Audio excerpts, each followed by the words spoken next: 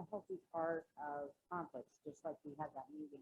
You know, there were other times where we really had to give them guidance, but let them work out their problems. Different issues arise, for example, school bullies. We talked a lot about that and how to address them, coping with mental illness in a school setting, empowering teens to work through challenges with the guidance of other peers. And they really supported each other through that process.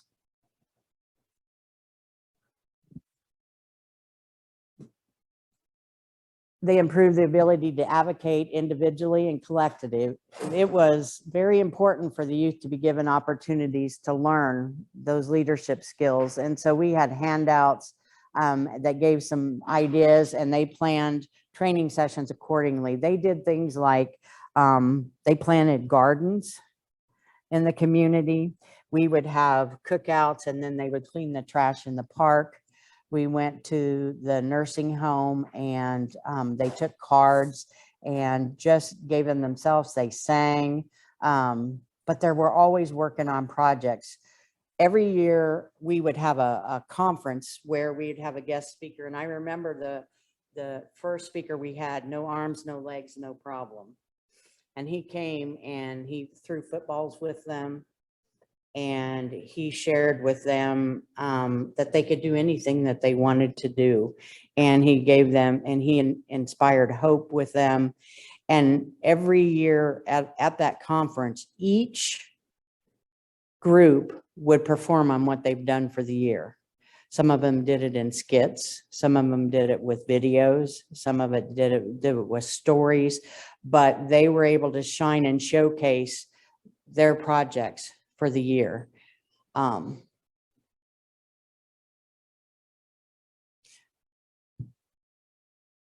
After they learned some basic leadership skills, they looked for more opportunities to help with the help of adults if needed. They let the group take ownership. They were in a parade, and they took on the stance of, we're not going to take it. We're not going to take it anymore. We're not going to take the stigma. We're not going to take the bullying.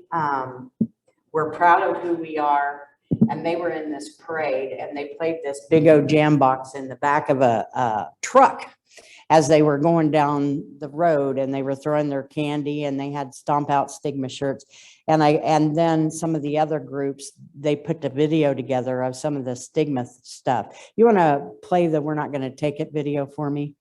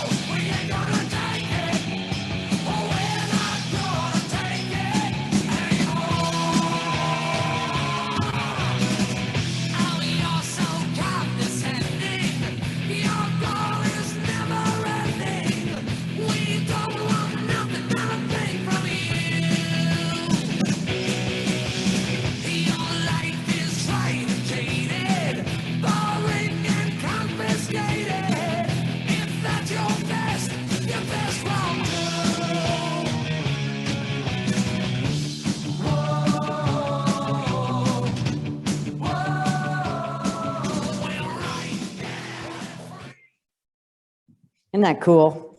They all had their different shirts on and There we they are. did We're it. recording. Huh? Yeah.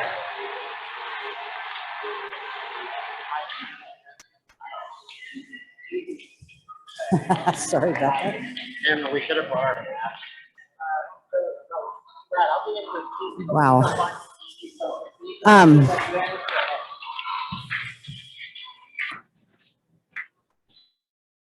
watch color. All right.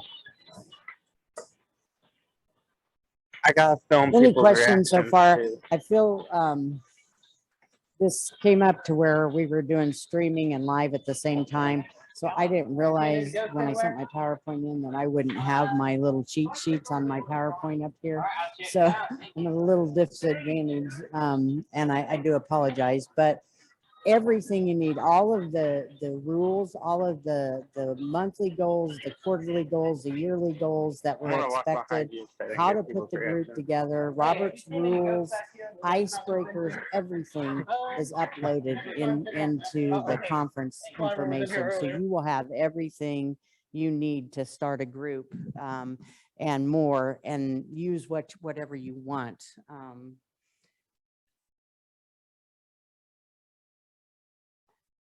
But any questions so far? The one thing that I loved about this is we started with an age group of like 12, 13 and up, but some of them wanted the younger siblings to be involved. And so if they were mature enough and could sit through the meetings, we'd let them involved. One group decided they wanted to do a junior leadership and they had little kids. They said, why is it too early? So they had their own things that they could put together for the younger kids to do for their own little leadership skills. A lot of times we provided childcare and potlucks, because what we found is when you're asking people to come and meet at school time, they have other kids and they don't have babysitters and homework and things like that. So we got people to, like a couple people to volunteer to do babysitting for $20 for the night. And then we had potlucks and had people bring in things. We had the kids, they budgeted for dinners. They put meal preps together. They learned how to do that together. And then they went shopping together and prepared the meals. And that's what we had for dinner. So life skills were all thrown in with the leadership events.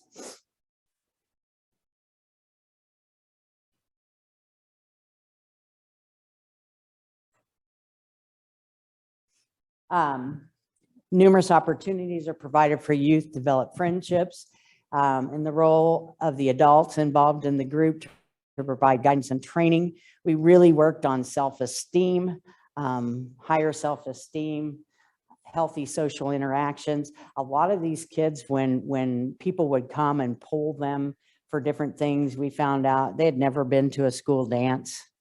They had never experienced karaoke or any award ceremony. So that's when our award ceremony, the choice awards came about, and the children and the parents were able to do, were able to present the award. We gave the awards, we made them up, whatever they said.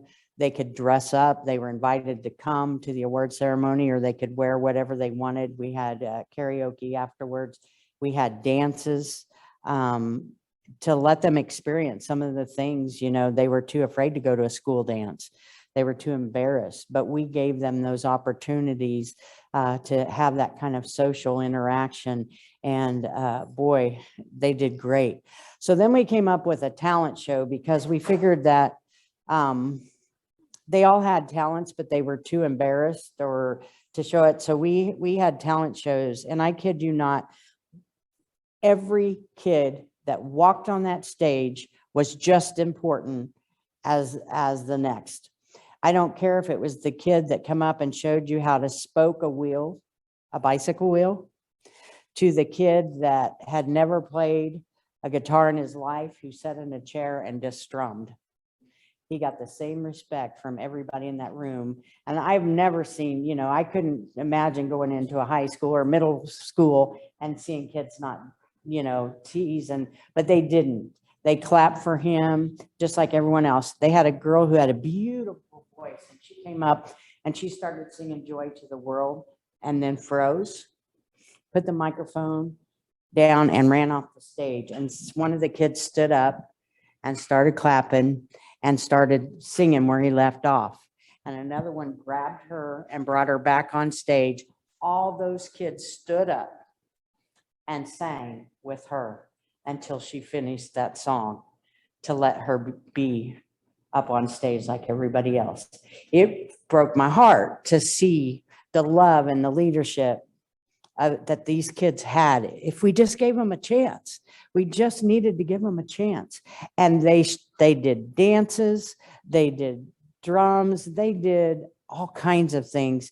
And that was a highlight, is that talent show where they could come and feel comfortable in highlighting a talent and being a spotlight, things that they never experienced in their school, sadly enough.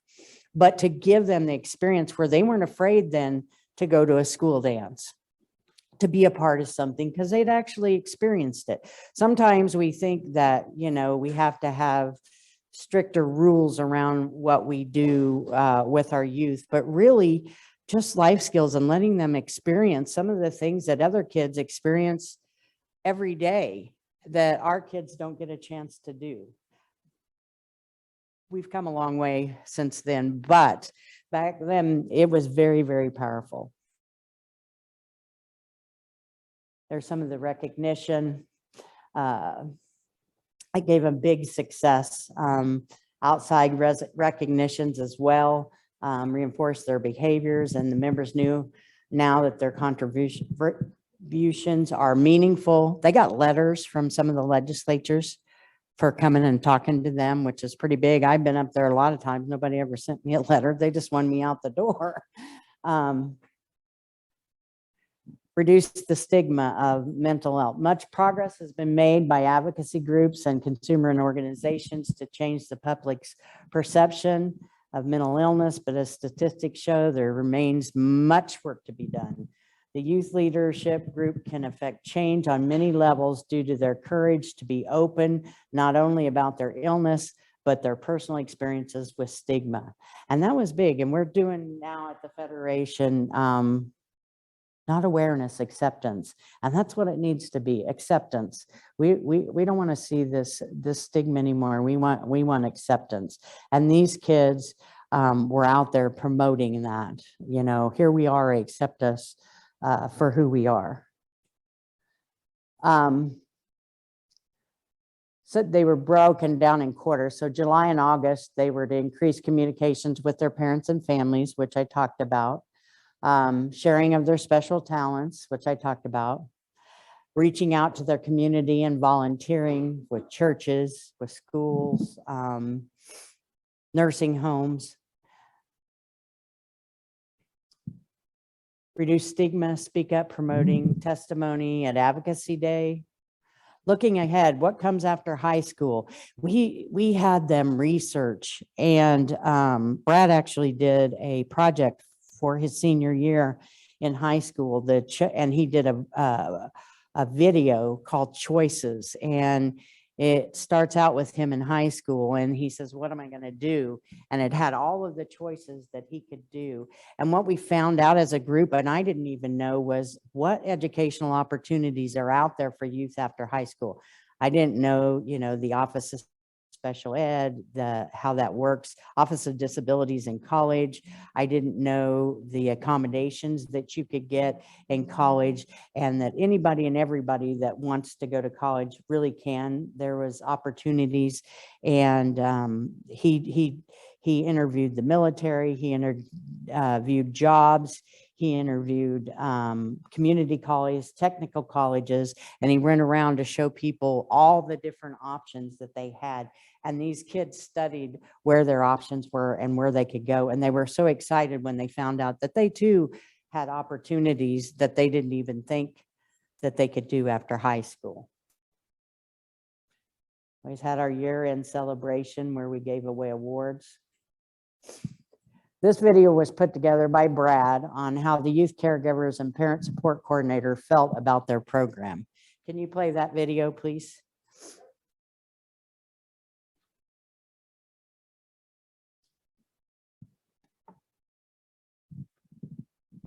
Oh, no. That's him doing Ghostbusters through Walmart.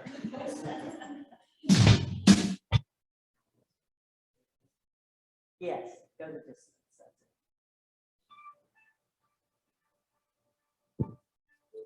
I have been a Youth Link facilitator for 4 years now, 2 with the Kelly County group and the last 2 here with the PALS group.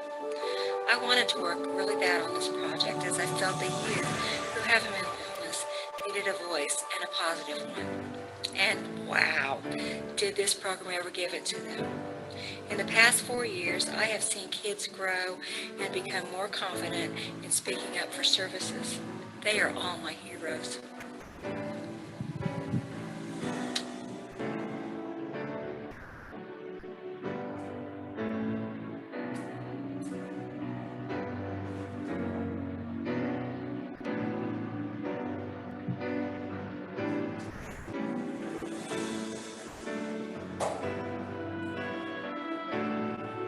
Youth Link told me to speak up for myself and others. Link also sent me to Topeka twice. Once was for the Big Tent Coalition to speak how the budget cuts interfered our services.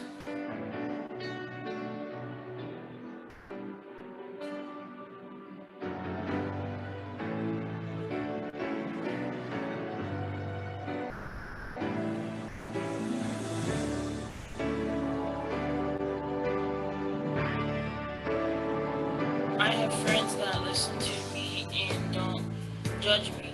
I feel a part of a group and that I matter.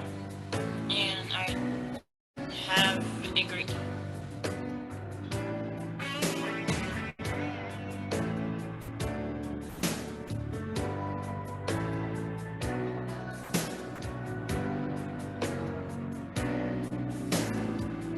In 3 years of PALS, we've watched our family and our son, Mike, grow not only physically, but mentally and in his leadership skills.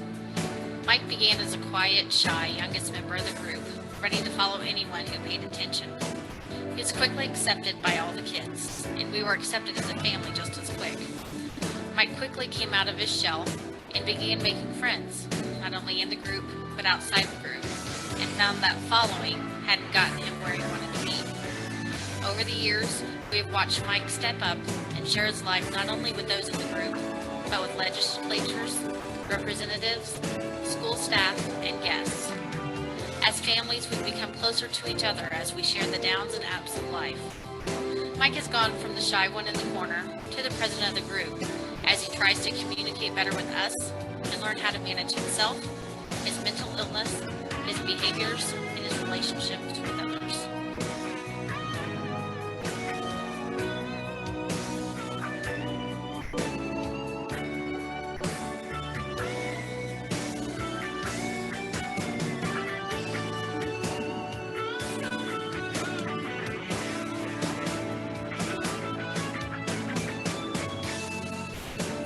Remember, guys, don't give up.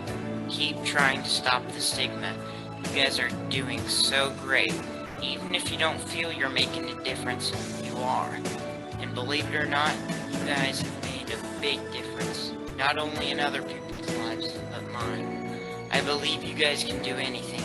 Just put your mind to it and do it. Believing is what you need to do to succeed. I love you guys. Brad in the middle, I have to say.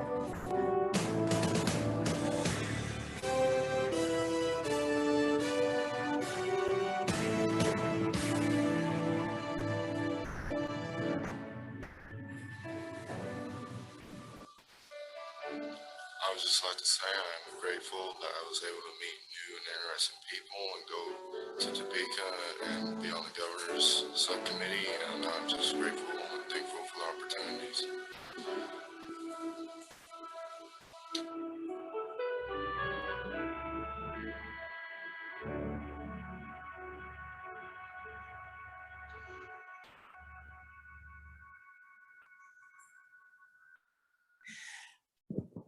That pretty much sums up how the families and the kids really felt about the group, and the way that Here's your Christmas present. Like a Christmas carol?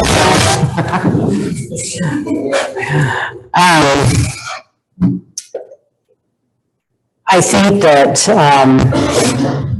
we learned a lot through those years, and we didn't know when we started how that would turn out, but we knew that we made a difference in those families' life and those kids' life. And through those lessons learned and things,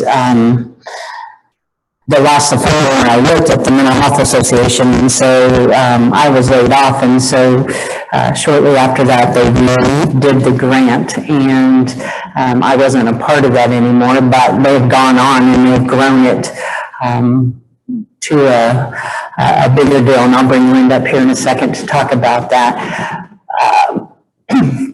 One of the last thing is logistics and finding a location to hold your meetings with little to no cost. We did it at the Mental Health Association, but most of them did it at centers, churches. It's also a good idea to have extra room for childcare so that it's not a barrier for caregivers to be able to come. The handouts, there's all of the requirements for each quarter, but there's also how the role of the facilitator, personal leadership goals, worksheets, strategies for setting up, operating, and maintaining the program, preliminary procedure and Robert's Rules of Orders, icebreakers, talks about what a youth leader is, team building and conflict management, which we had to do early on, and I suggest you do too, so that you can hit it head on when it comes up. Leader public speaking, leadership ideas and skills, youth leadership sample rules, a mission statement, and sample activities. This really does give them tools of leadership going forward. And before I ask any questions, I'm going to let Linda and Tika both tell what they're doing with their leadership, and then we'll have some questions. I don't want to. I'm Linda Buckhuster. I'm from the Department of Aging in Kansas, Aging and Disability Services, Behavioral Health. And we have continued YouthLink. We call it YLink now. We have expanded the way we do it, because what we found was when we were doing it through the mental health centers, we had children that wanted to participate, but they couldn't because of HIPAA violations from the mental health center. So we moved into the schools. So we have, but now we've expanded more. We have groups that are in schools. We have groups that are through coalitions. We have the health department as a sponsor for one. And the only thing they require is that they have an adult sponsor and that everything is youth-led. The sponsor is there just to guide and to ensure that we don't have conflicts that are not managed correctly. And they have to pick a focus, but it can be anything behavioral health. Most of them do something different each month. They'll do suicide prevention, lay off drugs, smoking cessation, whatever their focus is for the month. Some of them do community activities. We have one group that they plant flowers around the sign that comes into town and beautifies that area. We have another group that they do blankets at Christmas for all the foster care kids. So it just really depends. We allow it to be community service also, just because we want those kids to be connected to the communities. Right now we're up to 34 groups. I have 6 more that are in the process of being contracted to do that. We sponsor them for a $1,500 stipend. In that stipend, the only requirements are you have a group, you focus on behavioral health or mental health, suicide prevention.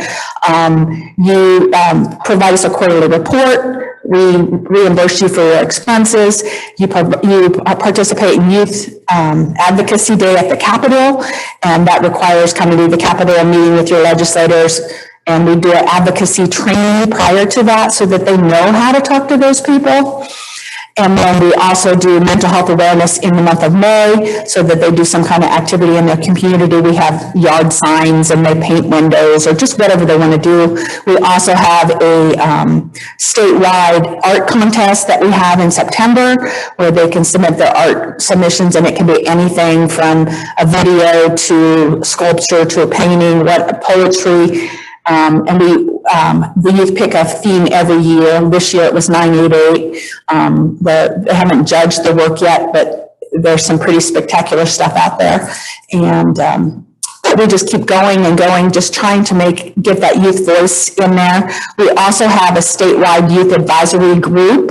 The children didn't want to be called a council. They didn't like that word. So we went with group. That's what they wanted. And they actually provide youth voice to all of the Governor's Behavioral Health Planning Council subcommittees. And we also have 2 youth that are on that council. And we're just trying to make roads so that we get the youth to be able to do some voices out there. Didn't some of the kids really want to join who didn't have a mental illness, so you opened? Yes, and that's why we opened that up, is we had kids that, they didn't get services at the mental health center. They could be getting private services, and in small towns, there's a big stigma to that. So parents didn't want anybody to know, but they wanted to belong. And so that's why we opened it up past the mental health centers, and just tried to make sure that we're more inclusive of all the children that want to belong. We have a group that started last August. They signed the contract on Monday. They had their first event on Friday. It's a small school. They have about 175 kids in the school. Then 150 kids come to their first event. They do an event every month, and every month it's like that. And now they've expanded. They have 2 groups in that town. They have a junior high and a high school group, and now the junior high kids are starting to have that same kind of success. So we're expanding and getting more student participation as we go. Anybody have any questions? Yes.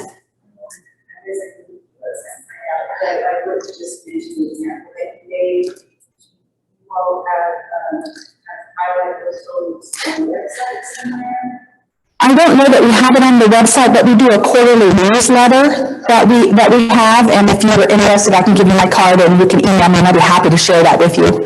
And the quarterly newsletter goes out to all the groups. And then they also, the youth on the state advisory group, they also plan our annual conference. Last year we had it in June.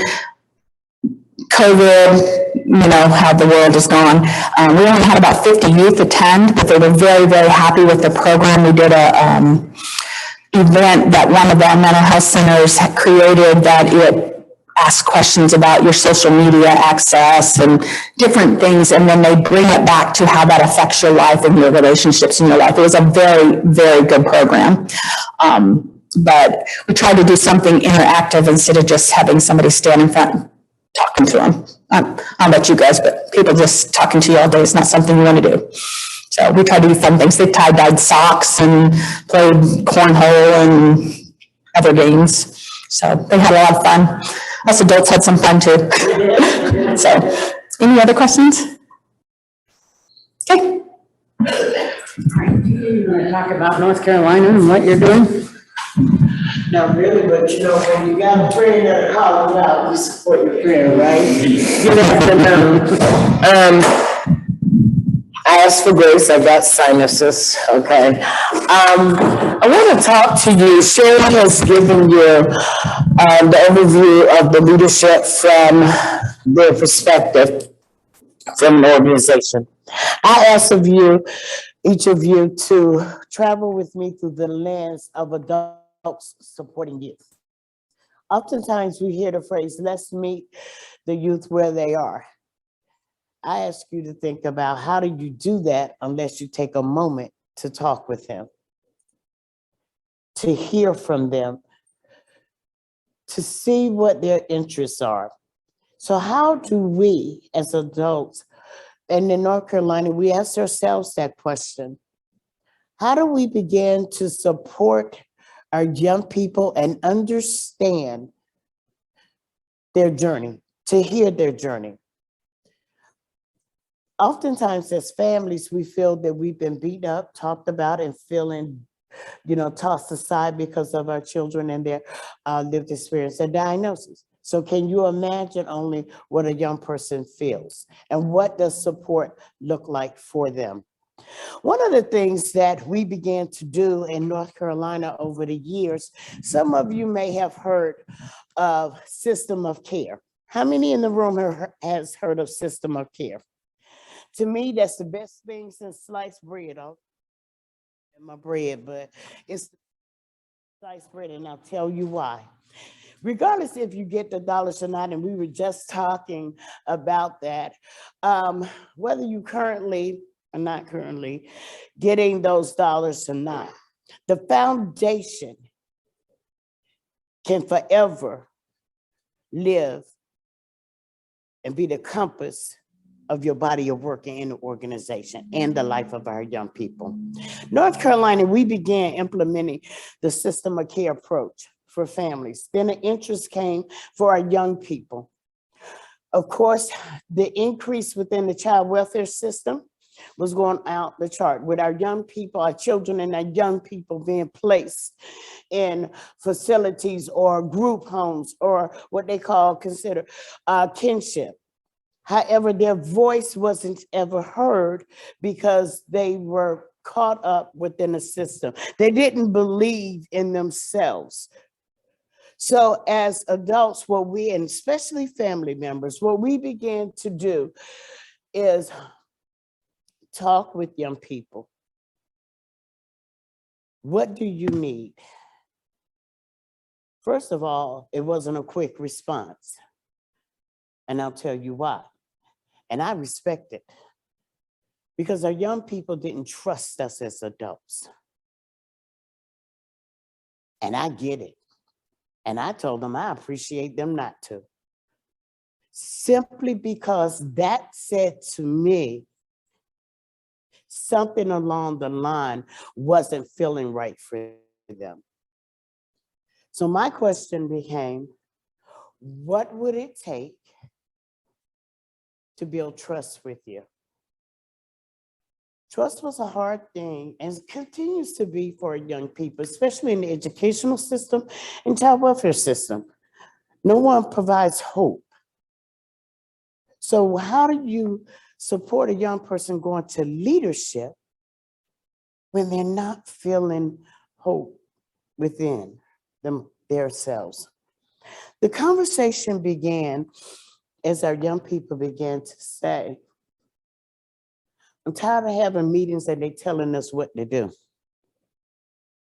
I felt like that as a parent of a child that had, diagnosis. I was like, the plan was already made before I sat at the table. So I began to think about my journey as a mother and a kinship caregiver. I put myself and I said, well, their experience isn't as different as mine as an adult. They began to say, I want somebody to hear me. Well, what does that really mean? What does that really mean? Taken away from our youth and some of the initiatives that we began to try in North Carolina as we began to hear the voice. Because any adult here may understand what I'm gonna say, and any youth here may think it's the best thing to slice bread. When some, depending upon the state you live in, by the time you're 17 and a half or 18, we as parents are told we no longer have to go into that law office with your doctor. And so then you begin to have some decision-making skills, such as whether you take medication, not take medication, where you go therapy or not. One of the things, initiatives we began to support our young people voice in North Carolina was a collaborative. Any of you aware of collaboratives in your state? What would a collaborative look like in your community?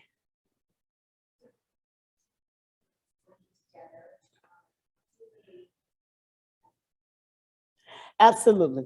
And the majority of people at that table are adults, right? Exactly. We as adults sit at the table and we began talking about our lived experience and how to change the lives of our young people. But the young people are not at the table. In North Carolina, we began to encourage and invite our young people to the table to hear their voice. Some of the people in our table, they meet twice a month, second and fourth Fridays of the month. We began to invite young people, and actually it became a little challenging because we had conversations with some schools to encourage some of the young youth to come and their teachers. Maybe they can get extra credit, community credit for coming a little bit.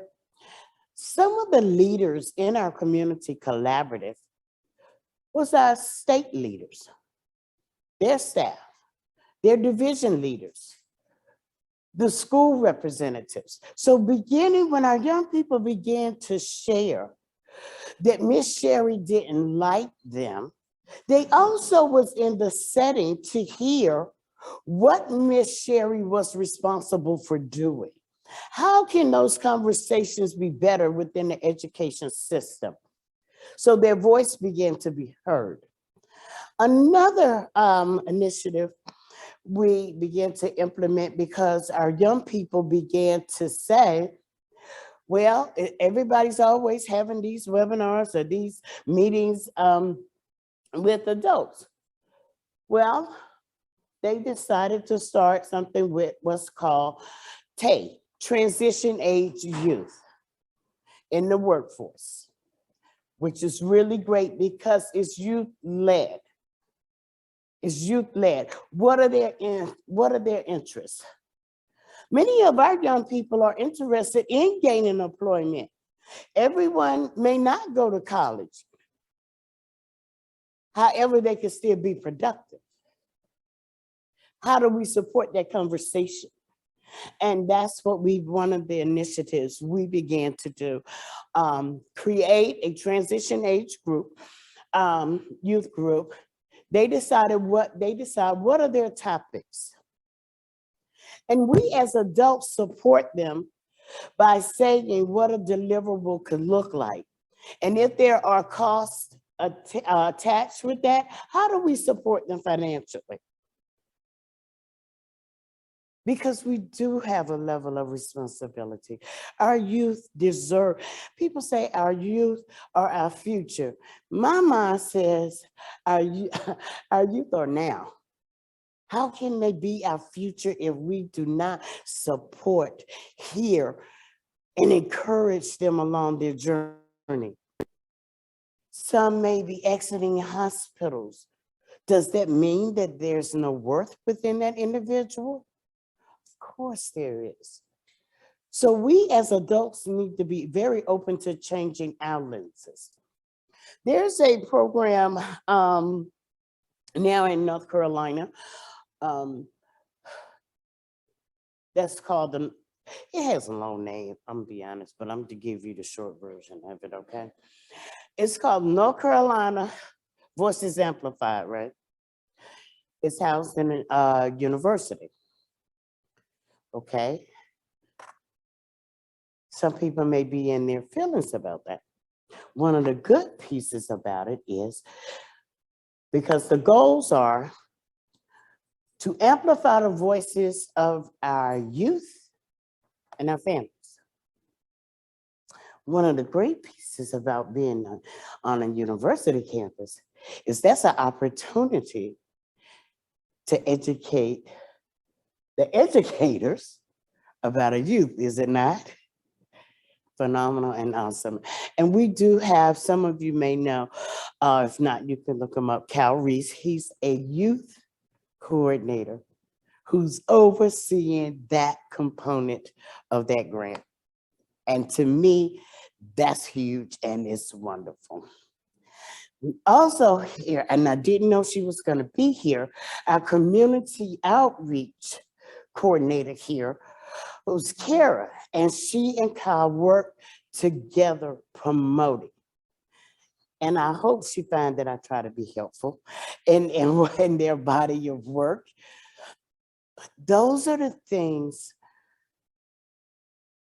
that builds leaders, that build leaders. We as adults, it's okay for us not to be right.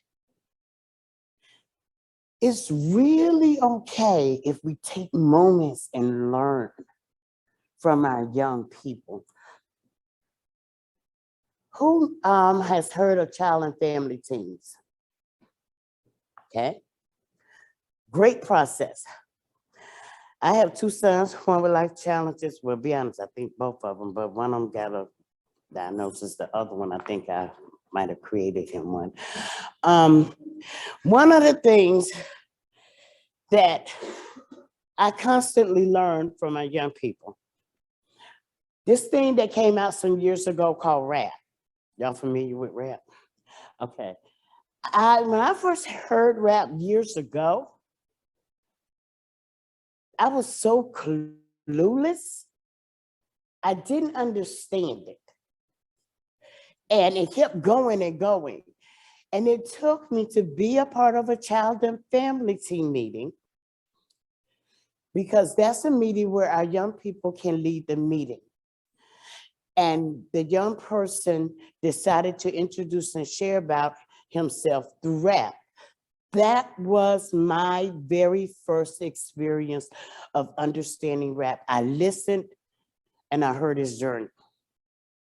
And from that point, I began to see leadership in him.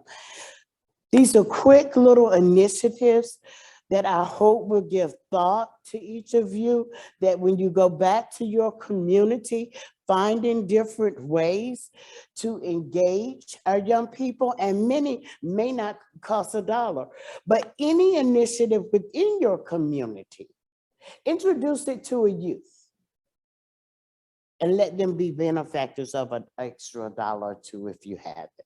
So thank you for your time. I hope this was a little insightful. Yeah, very good. Thank you. Thank you. You wanted to tell them about the. I say something else we created was a sponsor manual, and it's a training manual for a sponsor that has never worked with youth-led groups. It helps them learn how to do that. It gives them pointers and resources that they may not have accessible to them. In that, we also created icebreakers, a little flip chart for icebreakers, or a little flip chart to help when the meeting's gone awry to bring things back in. And if you guys were interested in those, just let me know and I'll be happy to share those with you also. Okay, any other questions before we go? Any questions online? Oh, okay. Okay.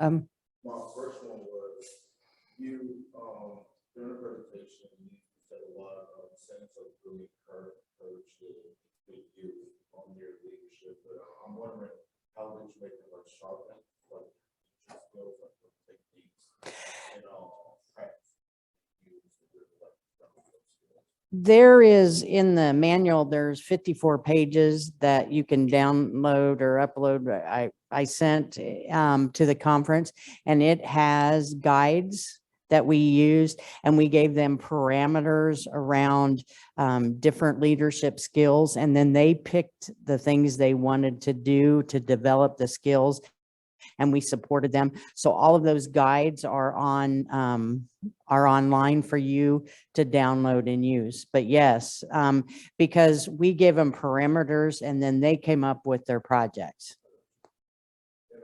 My second question, you talk about how it's challenging to bring young people to the table. And in our state, we're already in the process, like we have grown positions of my position, where we partner with our state throughout nonprofit. But I'm wondering, how would you prep the adult allies at your table to kind of like be ready and accepting the different issues speak for me, right? When you have an individual concept that believes in you, it's not about us. It's about, because our young people, many are not aware of their leadership. So when you have adults who are okay with going to the table and bringing a strong voice of the benefit, the value of having a young person at the table to hear from. However, also when I talk about challenge for young people being leaders, that's, bless you, salute. Some, again, our young people may not know that they're leaders, because also, are they okay with being vulnerable, sharing some of their life story, their history? And so when you speak to legislators, congressmen, state leaders of saying, you know, you got this grant, y'all keep talking about you want healthy families, well-being families. You keep talking about the adults. Are you open to hearing from young people who actually had that journey? Are you open to that? Yeah, we're always open. Find adults. That's why I asked you to have a different lens as an adult, to bring that voice and asking the young person, what do you need from me? And I try to support the team that I oversee and ask, what do you need from me? Because that young person's lived experience become a game changer within systems, within policy. And when you're looking at writing a grant, your leverage comes from lived experience. Does that kind of sort of make sense? So, okay, thank you. Any more questions? Well, thank you. And my information is on the PowerPoint. If you have any questions, feel free to reach out to me. If any of those handouts don't come through, let me know and I'll get them to you. And thank you so much for your time today. And hopefully it was valuable information for you.